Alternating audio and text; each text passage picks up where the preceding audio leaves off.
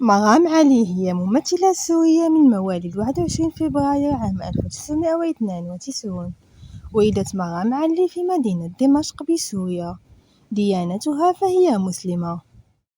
بدأت مسيرتها الفنية لأول مرة عام 2011 حينما اكتشفها المخرج نجد أنظور وقدمها من خلال مسلسل شيفون. لفتت مرام علي الأنظار بجمالها وموهبتها منذ أول عمل لها، وبدأت تشارك في العديد من الأعمال. تشارك مرام علي متابعيها بعض المعلومات عن حياتها الشخصية، ومنها أنها تخاف من الطيران، لكن تتغلب على هذا الخوف من خلال قبول الواقع والاستسلام له.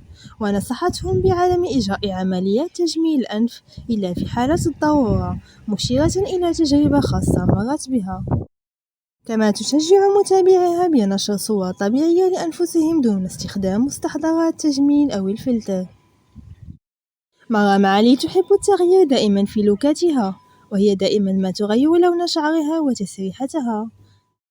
ومن هوايتها تحب ممارسة الرياضة وركوب الدراجات الهوائية. ومن أشهر أعمالها مسلسل شوق، مسلسل الندم، صرخة روح، ذهاب وعودة.